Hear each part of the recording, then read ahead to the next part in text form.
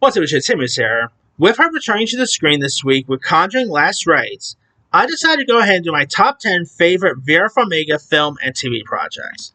Now, I only have one TV show on this list, which I think is one of her best roles in the past number of years, and the rest is mostly films. So here is my list.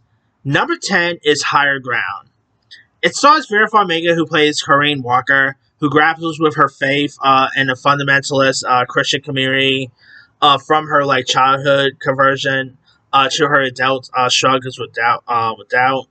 Her real life sister Thais Farmiga plays the younger version of Vera's character in this. This is actually Thais' acting debut, and obviously Thais will go on to appear in the Nun movies, the Bling Ring, many others. I mean, I've always liked Thais a lot as well.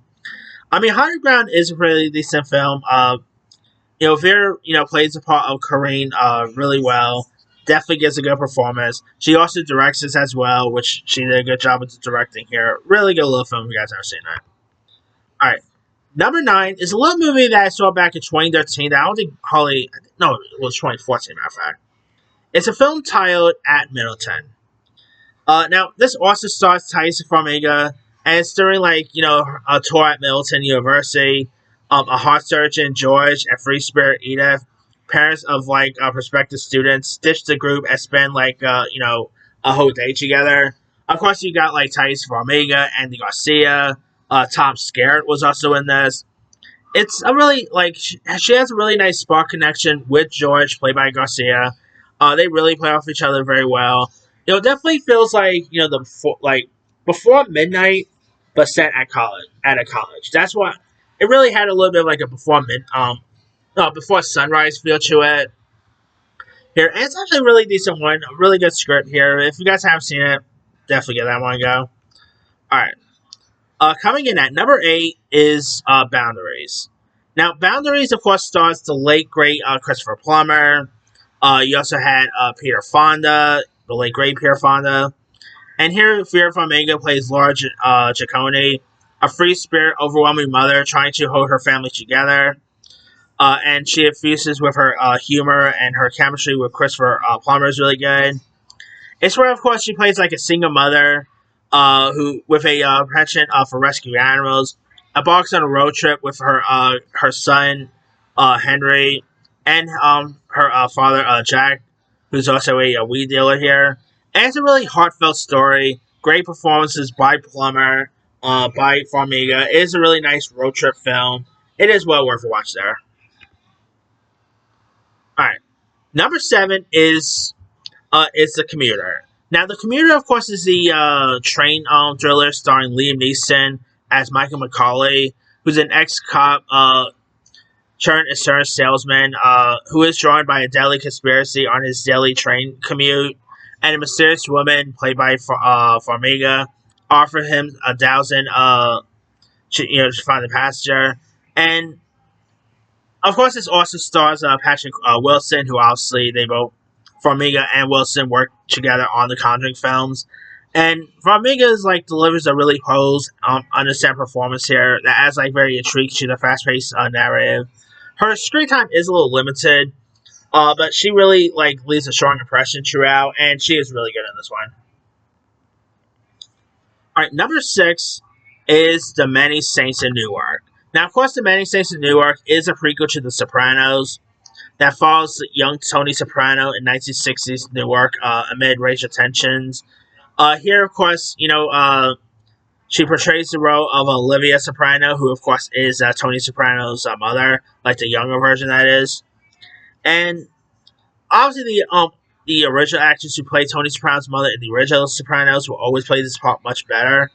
But she really felt like she was the younger version of Tony's ma, and she is really good in this. Her chemistry with Michael Gandolfini is really good. It didn't really get much love at the time because obviously it also went straight to HBO Max and theaters at the same time. And even though the reviews was okay, but was mostly mixed, I actually thought it was really good. I mean, is it as good as The Sopranos itself? Obviously not. But I still quite enjoyed it. I still thought it was a really good one, and great performances throughout, and it's a really decent film, to say at least. Alright, Number 5 is The Departed. Now, of course, this is the Martin Scorsese film, based on Infernal Affairs, where undercover cop Billy Cozigan infiltrates the Boston mob led by Frank Caselio. And of course, like she plays Madeline Madden, a police psychiatrist caught in a love triangle with Billy, played by DiCaprio, and Colin, played by Matt Damon. She is very intelligent, compassionate, and is very conflicted here. Farmiga really brings, like, everyone always talks about, like, obviously DiCaprio, Damon, Jack Nixon. People barely talk about how good Vera Farmiga is in this one, and she is really incredible. Her chemistry with DiCaprio is great. Of course, Damon's good. Obviously, this movie won Best Picture at the Oscar. It is a really terrific one, to say the least. All right, number 4 is Orphan. Now, of course, Orphan is like the horror movie directed by John Collet-Serra, who also directed The Commuter, by the way.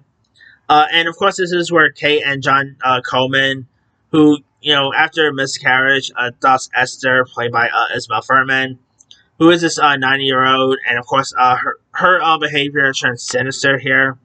And Vera Farmiga, of course, plays Kate Coleman, and Peter Sarsgaard plays her husband, who of course adopts the kid, and she really gives a really good performance, raw and intense here. Really showcase how good she could do with horror, and obviously she will go on to do another horror franchise down the line. And yeah, it's a really good one. I mean, Orphan is really great. I mean, if you guys never seen Orphan, go watch it. Of course, they did do a sequel, which obviously Vera Farmiga did not return because for obvious reasons. But yeah, Orphans is a really great one. All right, number 3 is The Conjuring. Now, I'm actually just going to go with the first Conjuring movie. I mean, the other ones were decent, but I'm just going to stick with the first one. Now, of course, The Conjuring really showcased Vera Farmiga's horror chops here as a horror actress, playing Lorraine Warren, who's a devoted wife to Ed Warren, played by Patrick Wilson. And of course, takes place in 1971 and follows paranormal investigators Ed and Lorraine Warren as they help the parent family who are terrorized by a malevolent spirit. And her chemistry with Patrick Wilson's Ed is really good. They of course play off each other very well. It is a really good film, worth giving a go. Definitely, the start of this whole Conjuring universe, and it's definitely looking forward to see how things are going to wrap with the Warrens this week. All right. Number 2 is Up in the Air. Now, of course, she did get an Oscar nomination for this. Well deserved there. Up in the Air stars Vera Farmiga as Alice Gorin, who's a confident, witty businesswoman who mirrors Ryan's, love for nomadic, no-strings attached lifestyle. And Up in the Air, of course, directed by Jason Reitman, starring George Clooney, Anna Kendrick, J.K. Simmons, Jason Bateman. It is a really great one. Great performances by the cast here. Of course, you got George Clooney, who plays Ryan Bingham, who's a corporate downsizer who loves his life of constant level, and he faces a crisis when his company considers grounding him for a remote firing system. And it really grapples with comedy, drama, romance, of course, human connection. Really a wonderful film there. And my number 1 favorite Vera Farmiga project is actually not a movie, it's a TV show. And that is Bates Motel. Bates Motel is probably my favorite thing she's done in the past 10 years. If you guys have not watched Bates Motel, I don't know where you can find nowadays. I think you can probably find it maybe somewhere on streaming. But do yourself a favor, go watch Bates Motel. I think you can find it on Hulu somewhere. Gotta rewatch this again. Bates Motel is great. It is, of course, a prequel to Alfred Hitchcock's Psycho. Vera Farmiga plays Norma Bates, who is, of course, the mother to Norman Bates, played by Freddie Highmore. Her chemistry with Freddie Highmore's Norman is really interesting. I mean, I think Vera Farmiga is the only actress to ever play both the mother of Norman Bates and Tony Soprano. Just wrap your heads around that. Of course, Freddie Highmore is good in this. Nestor Carbonell, who's of course on Shogun, he's terrific in this. Michael Terriot is also good. Rihanna even pops up in the episode here. I mean, it's really good. This show, of course, premiered on A&E from 2013 to 2017. and it is really good. One of the best Psycho projects since the OG Psycho. One of the best horror shows in recent years. I mean, I still remember watching this show when I will always watch this thing every time it premieres, like every chance I get when it premieres, and it's one of the best horror shows in the past, probably in the past 10 years, and it's one of the best things Vera Farmiga done. Like I kid you not, her best performance is not as Lorraine Warren in Conjuring. Her best performance is of course as Norman Bates here, and she of course like trying to protect her son is great. Trying to manage a motel. I mean, again, if you guys haven't seen the show, go watch it. It's a really good one. Anyway, that's pretty much it there. Here is my quick rundown. Number 10, Higher Ground. 9, At Middleton. 8, Boundaries. 7, The Commuter. 6, The Many Saints of Newark. 5, The Departed. 4, Orphan. 3, The Conjuring. 2, Up in the Air. And number 1 is Bates Motel. Now, there's also other ones I could have added. On the TV front, obviously, I could have included Hawkeye, which I enjoyed Hawkeye. Let's see. She was also in Annabelle Comes Home as well, so there's that. Godzilla, King of Monsters. Safe House. Skin with Jamie Bell. The Front Runner with Hugh Jackman. She was great on that show, When They See Us. Apple's 5 Days of Memorial. She was, of course, in Godzilla, King of the Monsters.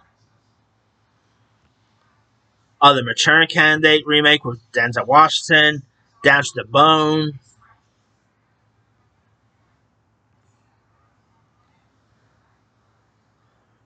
Again, Safe House was a pretty good one. The Boy in the Striped Pajamas. I mean, she's done some really great. Oh yeah, she also appeared on Law and Order. I mean, Farmiga could do no wrong. Anyway, let me let you guys. What are some of your favorite Vera Farmiga film or TV projects? Drop comments below. Don't forget to like, subscribe, hit that bell for notification. This is Simon Sire.